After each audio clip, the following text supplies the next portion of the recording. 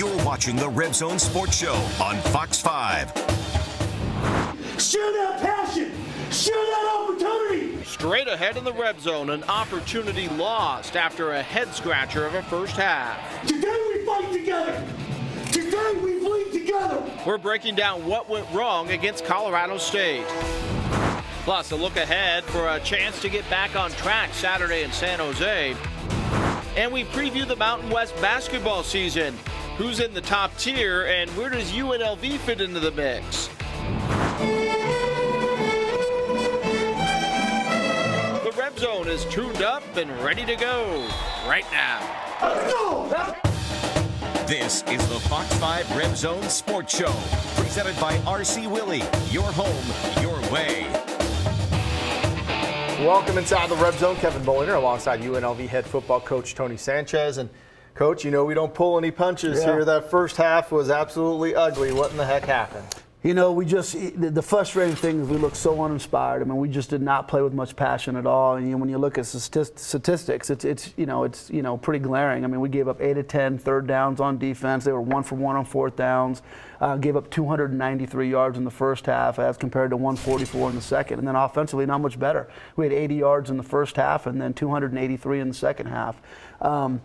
And that really, led to the outcome of the game. Unfortunate turnover, at the end of the half.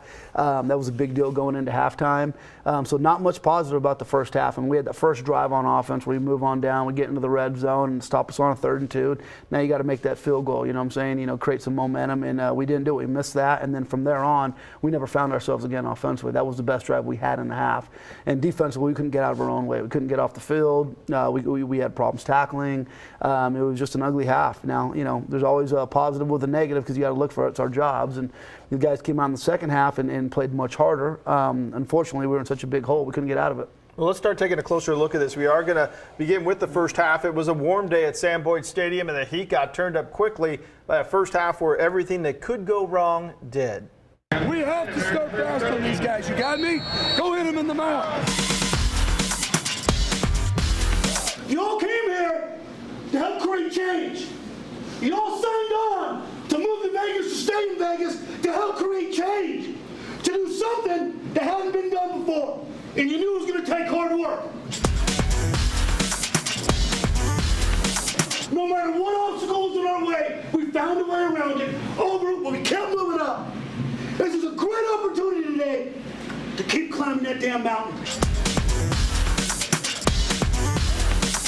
Today we fight together. Today we bleed together. Today we take that next step together. Colorado State had the ball first, and the Rams marched down the field 75 yards in 12 plays, moving the ball with quick-hitting passes to get receivers open in space and converting on third downs. 3rd and 9 at the Rebel 23.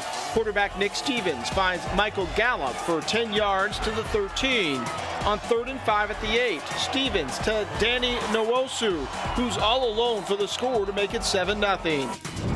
UNLV looked to answer and move the ball on their first offensive series.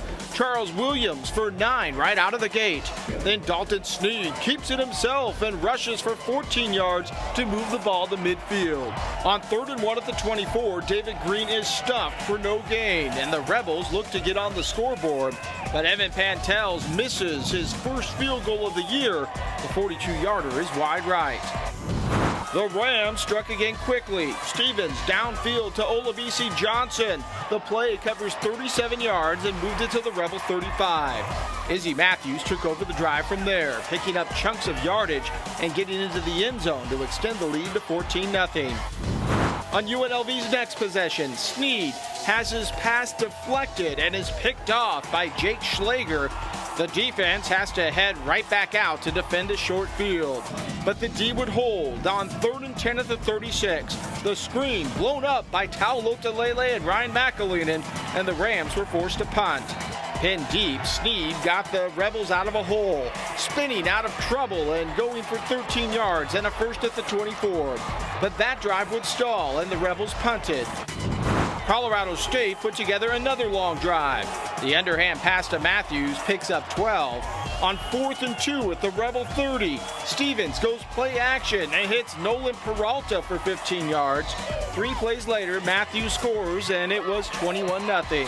UNLV went 3 and out, and the Rams scored again 2 minutes later as Marvin Kinsey goes 34 yards to make it 28-0. The first half of horror snowballed. Snead with the pass to Lexington Thomas that was a lateral. Thomas let the ball sit on the turf, and the Rams recovered with 1:52 left. They put it in 3 plays later as Kinsey hits the end zone to close out the first half as UNLV was dominated in all phases and was down 35-0 at the break. Let's start at the beginning here, and you could tell from the get-go that this team was a little bit flat. I think the fans saw it. I know you saw it. Coming off such a huge win, how does something like that happen? Well, it can't happen. The whole thing's about consistency, and that's something that we've got to figure out. You've got to be consistent in your effort, consistent in your execution. It's one thing to get outplayed in a half of football and to regroup at halftime and to come back out, and correct those things like we did a week ago. But this week we came out and we were flat for whatever reason, and we got to figure that out. At the end of the day, you got to be inspired about your opportunity to play college football. To get back to 500. You're at home again, and we were just flat. And you saw the way we came out in the second half, and our kids played with energy. So to be able to do that and regroup and come out in the second half, there's no excuse for us coming out like that in the first half. The defense was on the field 21 minutes and 11 seconds of the 30 minutes of the first half. You had mentioned 8 of 10 on third down conversions. Those stats really tell the story of the first half. Well, they do. I mean, the time of possession was really skewed, and a lot of that had to do with our defense's inability to get off the field. When you convert that many third downs, not really creating pressure on the quarterback, missing tackles, those things are going to occur. And then on the flip side, the offense, other than the first drive, we weren't sustaining drives either. I believe in the first half we were, I think we were 0 of 3 or something, or 0 of 2. We didn't have many third down opportunities, but we weren't staying on the field either. So collectively, that creates a problem. The backbreaker really was late in the first half. The pass to Lexington Thomas. The officials ruled that it was a lateral. We watched this over and over and over again, and it still looked like a forward pass to us, and that led to a touchdown that made it 35-0. Big difference between 28-0 and 35-0. Well, huge. You come out in the second half and, you scored 23 points, and, a lot of that was, we had to change things around. We're kicking onside kicks you don't necessarily want to, but you have to because you're so far behind. That changes it quite a bit, that 28-35 score. We agree with you, and we cut up the film today and we sent it into the conference office. We watched it from the sideline and end zone, and I didn't see any way that it was a lateral, but, it's the call on the field, so you have to deal with it. Nothing it does today. We can be upset about it, and we sent it in for the officials to take a look at, and we're curious to hear what the response is, but it doesn't change the outcome, and it doesn't change the fact that we were already down 28-0. So you go into the locker room, horrible first half, the guys are flat. Is it a situation where you go in and light them up, or do you try to kind of get the situation under control to get them back out for the second fire? If I'm being honest with you, there was a little bit of lighting up going on. It was, there are times where you're not playing well, or, an individual makes a mistake, or, you didn't get lined up, and you can fix those things, calm them down. This one was an absolute challenge. I mean, again, I felt like we were not playing inspired. We didn't have a lot of energy. We were being out physical to the point of attack, and those are things we take a lot of pride in. In this program where we're at right now, you may not win every single game. That is the goal, but there's no reason to not be passionate about it and to not be out there playing physical football, and I didn't feel like we were doing it. So, we lit them up at the beginning of half, and then, right before we went on the field, we just said, hey, it ain't bigger than one series at a time. We cannot worry about the 35 points right now. We literally need to go out and have a good series on offense, get a 3 and out on defense. Let's just keep chipping away on it, see if we can get ourselves back in, and we got it to 35-17 with an opportunity to kick an onside kick. So if you get that, you never know. But we didn't, and the result is the result. Well, what you said actually works, because UNLV played a much better second half, and they were able to turn around a bit in the final 30 minutes.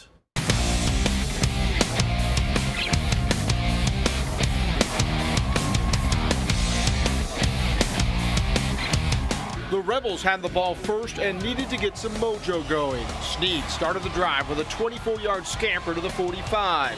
Then the reverse to Jericho Flowers for 15 more to move the ball into Ram territory.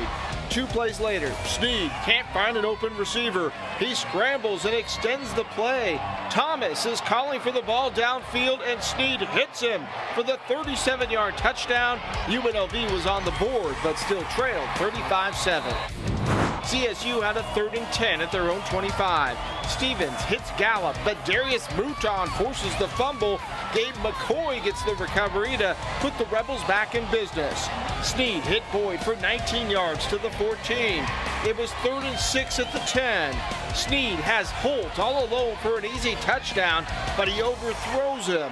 UNLV would settle for a Pantel's field goal and cut the lead to 35-10. The teams exchanged punts for the rest of the 3rd quarter, but at the start of the 4th, the Rebels began a 12-play, 88-yard drive. Snead runs for 13 yards for a first down near midfield. On 3rd and 11 at the Ram 38, Snead hits Devontae Boyd for 34 yards, moving the ball to the 4. 2 plays later, Green pounds it in for the touchdown. All of a sudden, it's 35-17 with 12:09 left in the game. The Rebels go for the onside kick, but can't convert.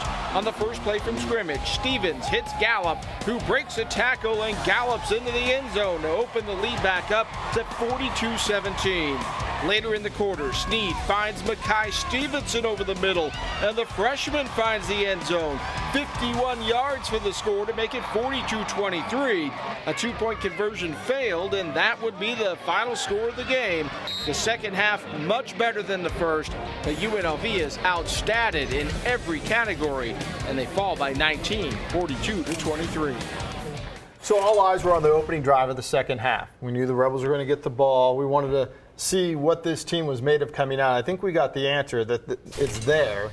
It just didn't show up in the first half, but in the second half, we can see that the team has got this thing to where they can get it going. Yeah, I mean, there's no quitting them. I mean, again, we played an uninspired, bad half of football, and we're not the type of program that can recover from that. I mean, we just don't have that type of talent, that type of ability. So if you're going to give somebody that much of a lead, it's going to be tough to come back from. So, again, the positive, I'm proud that they came out and fought and did some good things in the second half. But that's overweighed right now today by the disappointment in the way in which we came and played the first half. So we got to talk about that. That's part of us moving forward and us getting to where we want to be, is being able to come out and be consistent in our effort and our focus, no matter who we're playing or what the situation. No doubt in your mind you're going to have a focused team when you get into practice this week. No doubt tonight. I mean, when we go out there on the field tonight, we're going to be focused and we're going to be ready to go. It's going to take some senior leadership. It's going to take some, some buy-in. But we've been here before too many times. It seems like, we're kind of got a weird personality as a team. We played great one week and, average the next and back and forth. And again, I think consistency is the key, But it's like I've always said, stay the course, consistent with your messaging. Offensively, we're a young team. Defensively, we're not, though. So there's no excuse for that. Offensively, we're growing up. We got to be better early in games, and we just got to do a better job of just playing sound football. Well, time for our first break of the day, but when we come back, post-game reaction from the Rebel players. And then we focus on this week's game against San Jose State. What is it going to take to knock off the Spartans in the Bay Area? Preview on the backside of the break as the Red Zone rolls on. You're watching the Fox 5 Red Zone Sports Show, presented by R.C. Willey. Your home, your way. Extremely frustrating. They came out and just drove the ball on us, and it's completely inexcusable as a part on defense. And it's just we cannot let that happen. And like I said, I can't speak for the offense, but the defense, we came out flat. We didn't come out fired up, and they completely took advantage of us and just drove down on us and kicked our butts the first half, basically. Yeah. We just shot ourselves in the foot a few times. That third down, we didn't convert up front. That was just huge for us. But then we just never really got in a rhythm on offense. Just hurt us. On Saturday night, UNLV travels to the South Bay to face San Jose State in a game that will likely be decided on the ground.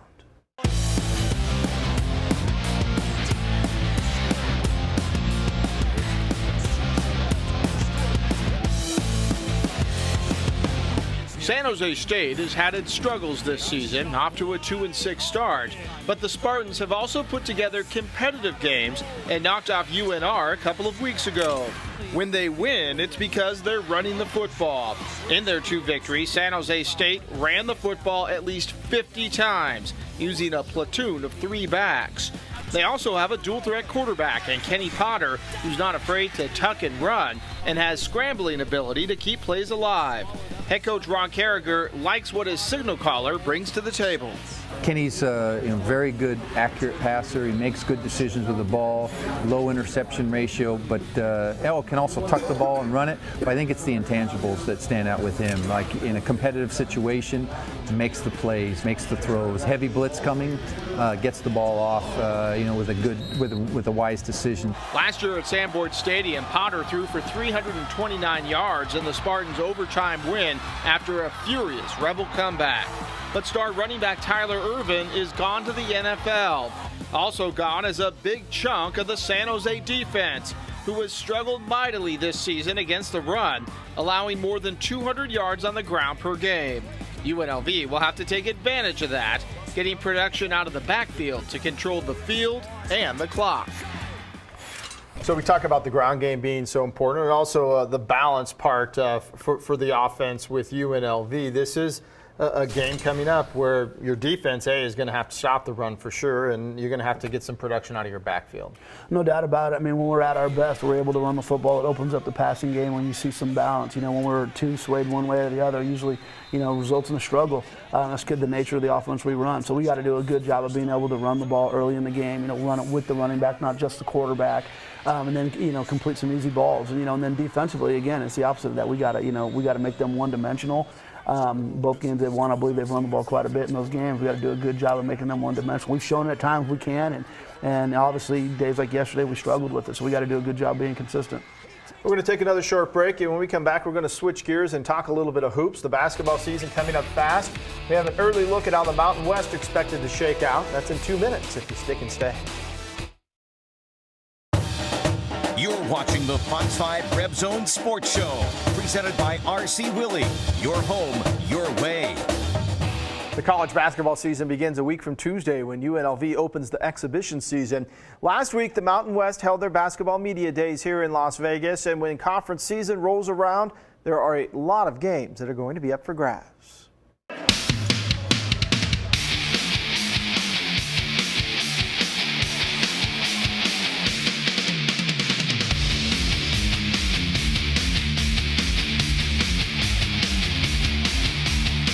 Coming into the college basketball season, the Mountain West is loaded with question marks.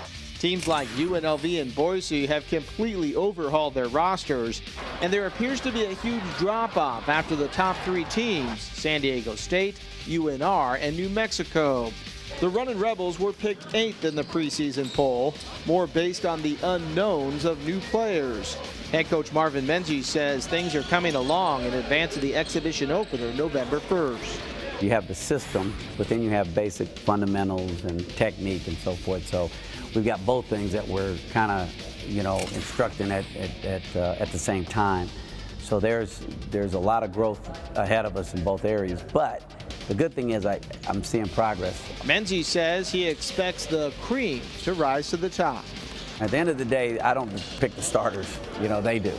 I don't pick who plays. They do. Their play does. And I think we've made that an emphasis in practice that, I'm going to give you the final answer, but your test scores are, you're being scored daily. Up north, UNR has a pretty loaded team returning, along with a new assistant, Dave Rice. Head coach Eric Musselman says his hire was a no-brainer. Dave Rice brings a lot to the table. Number one, he's a good compliment to me. We have different personalities. He's a guy that has really helped us from an offensive standpoint, tweaking things and coming up with new ideas. And I think anytime you can add a former head coach to your staff, it only upgrades it. While San Diego State is the clear favorite once again, a team that could make a dash for March Madness is the Lobos, who have 9 returning lettermen and 2 players on the preseason All-Mountain West team. It's an exciting time for us. I think our year of maturity, the experiences they went through last year that'll benefit us really well this year, and hopefully we'll learn from what we went through last year. New Mexico has a tough non-conference schedule, which could help their cause come Selection Sunday. The conference has made a concerted effort to get teams to schedule better to raise the conference RPI. It's a cooperative effort. It's collaborative in that what the 11th ranked team does affects what the top ranked team does. And so it's important that we all do our part and shore up those non-conference schedules. Who knows what will happen between now and the conference tournament in Las Vegas in March? This is shaping up to be a season where the haves will have their way and the have-nots beat each other up. Coach Sanchez rejoins me next with some final thoughts and the Rebel football plays of the week. But as we go to break, here's a look at how other Mountain West teams did over the weekend.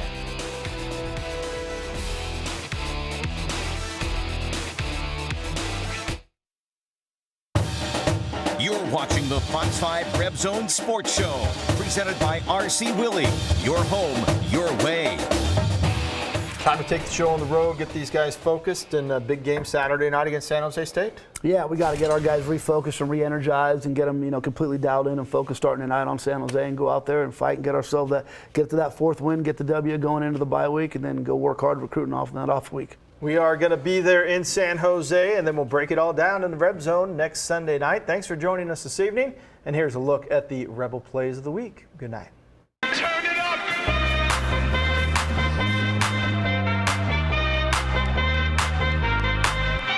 I can make your hands clap. Said I can make your hands clap. Every night when the stars come out, am I the only living soul around? Need to believe you could hold me down, 'cause I'm in need of something good right now. We could be screaming till the sun comes out, and when we wake we'd be the only sound. Get on my knees and say your friend changed round. But I can make your hands clap.